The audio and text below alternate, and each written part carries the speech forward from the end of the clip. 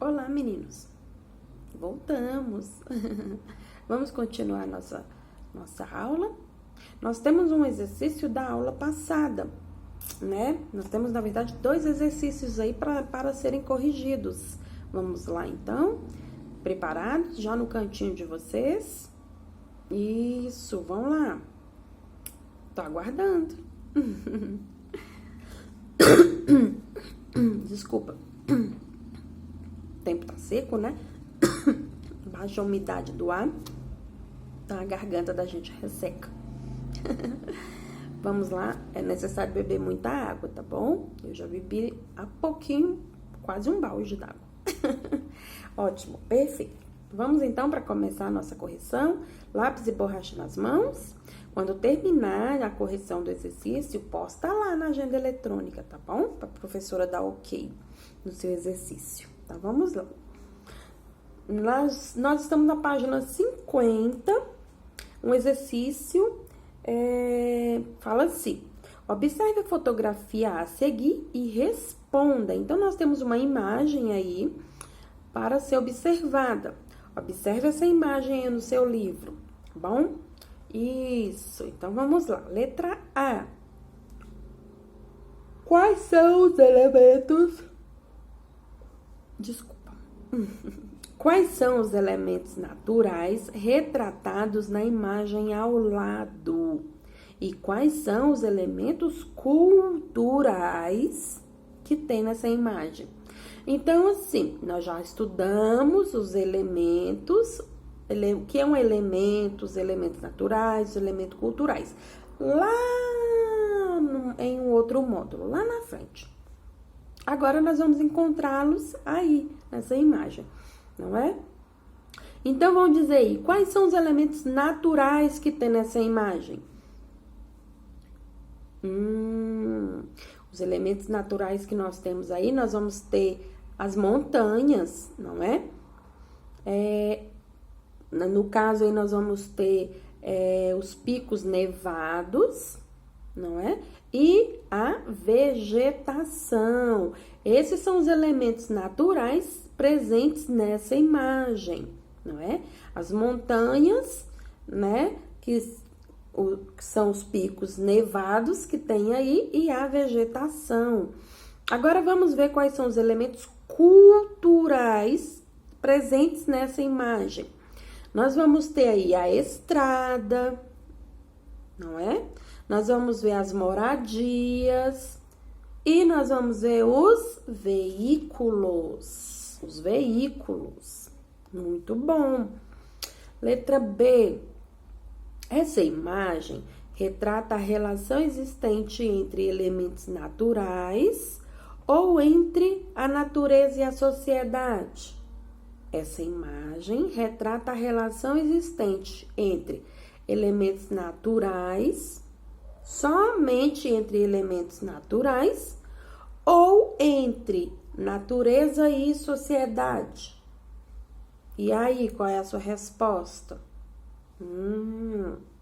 Muito bom. Os 2 tipos de relação aparecem aí na imagem. Então, a gente responde os 2 tipos de relação. Por quê? Pois a vegetação e o gelo são resultados da relação entre elementos naturais, né? Como vegetação, clima e altitude. E a estrada é resultado da relação da sociedade com a natureza. Então, essa é a resposta para colocar aí, não é? Nós vamos ter aí, então, os 2 tipos de relação. Muito bom, meninos. Coloquem, vão pausando o videozinho para que vocês consigam ir respondendo as questões, tá bom? Vamos lá. A letra C é uma atividade que vale nota, então, um trabalhinho. Não é? Quem não fez ainda, faça e posta lá na agenda para a professora ir lá conferir, tá bom? Fique tranquilo, você já fez, ó, ok para você, conferido. Quem não fez, faça e posta na agenda, tá bom? Vamos lá, vamos ler um texto? Leia o texto abaixo. Siga aí, tá bom? Já foi o tempo em que a natureza representava uma barreira definitiva para o desenvolvimento de algumas culturas fora das condições ideais. Nós acabamos de falar sobre essas adaptações com técnicas e observações lá na aula passada. O Brasil é hoje um dos países que melhor dominam o arsenal para domar o clima desfavorável, corrigir as características do solo e contornar outros problemas. Um exemplo recente disso é a surpreendente experiência que está sendo realizada no país com o objetivo de cultivar oliveiras em solo nacional. Parece tão improvável quanto plantar abacaxis na Finlândia, mas as pesquisas têm avançado. As pesquisas têm avançado. Elas começaram há 2 anos, quando foi trazido de Israel um lote de 120 mudas de oliveiras para a realização de testes na região do Vale do São Francisco, na Bahia. Como as árvores costumam produzir azeitonas em temperaturas entre 10 e 13 graus centígrados, os especialistas envolvidos no projeto criaram alguns métodos químicos e físicos para induzir o processo de calor tropical. Nos últimos meses, finalmente foram colhidas as primeiras azeitonas made in Brasil. Bom, meninos, isso é um texto, não é? De junho de 2007. Então, nós temos um tempo aí testando, não é? Esse cultivo, já que é uma planta que não é de adaptação natural do nosso clima, não é? Nem do nosso solo. Mas, no entanto, as pesquisas dos cientistas vêm fazendo com que isso possa vir a dar certo, tá bom? Bom, então vamos lá. Letra A. Qual o assunto principal abordado no texto? O que é que você colocou aí? Estamos em sala de aula, né? Então vamos lá. Qual o assunto principal abordado no texto acima? Ele aborda o quê? O texto acima tem como assunto principal, não é? A tendência de o ser humano, né, ultrapassar as barreiras naturais que impedem o desenvolvimento de alguns tipos de cultura, não é? Ou seja, produzir algum tipo de lavoura em locais que não apresentam as condições naturais, não é? Ideais para tanto, não é? Então, aí nós vamos ter uma tendência, né, a ultrapassar barreiras naturais para desenvolver culturas, para cultivar certos produtos, não é? Certos gêneros alimentícios. Vamos para a letra B? Ótimo. Está corrigindo? Está prestando atenção? Ah, então tá bom. Qualquer coisa, volta, dê uma lida no texto sozinho aí, faça uma leitura silenciosa que é importante, tá bom? Letra B. De acordo com o texto, em que consiste a experiência realizada com o cultivo de oliveiras no Brasil. Nós vamos ter azeitonas made in Brasil no supermercado, meninos.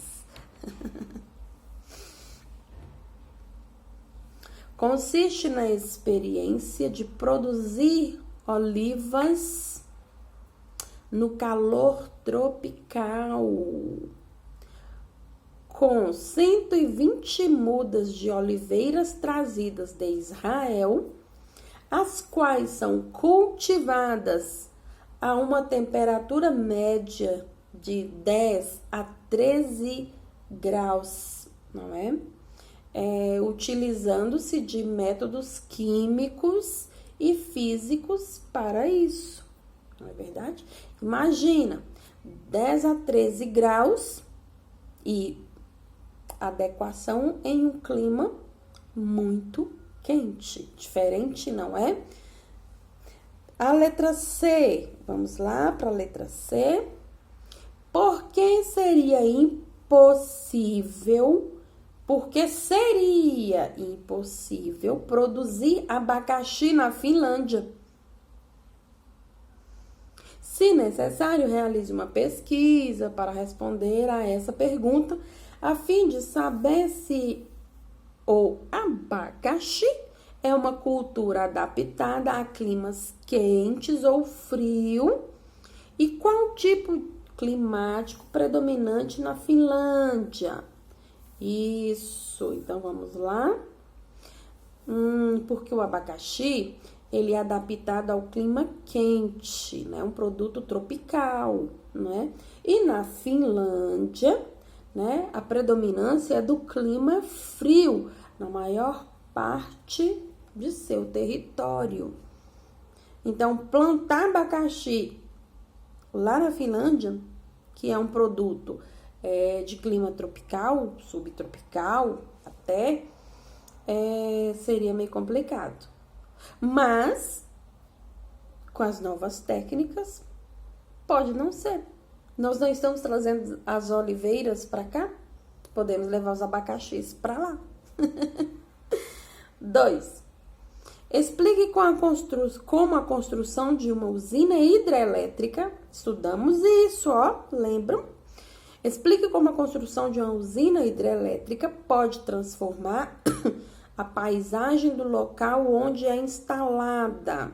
Como é que ela pode, né, prejudicar e transformar a paisagem de um local onde ela vai ser instalada, vai ser implantada, né? O que acontece com essa área? Primeiro, aterra o curso e a vazão da água do rio, né? Onde ela vai ser instalada. E isso vai causando inundações de vastas áreas durante a formação de seu reservatório de água, né? Essas inundações, elas podem cobrir áreas de formações vegetais naturais, não é? Áreas agrícolas, né, e habitadas vão sendo alteradas, ou seja, vão alterando aí intensamente a paisagem. Então, aí, a construção de uma usina pode sim transformar a paisagem de um local onde ela vai ser instalada, não é? Vai ser construída, não é? Nós vimos aí que o que acontece? Muda o curso da água, né? A vazão da água desse rio vai mudar, né? Inunda uma grande região e essa área inundada, ela era uma área que tinha uma habitação de pessoas próximas, né? Era uma área de habitação de pessoas próximas, tanto de espécies animais quanto espécies vegetais, e elas vão deixar de existir naquela região, não é?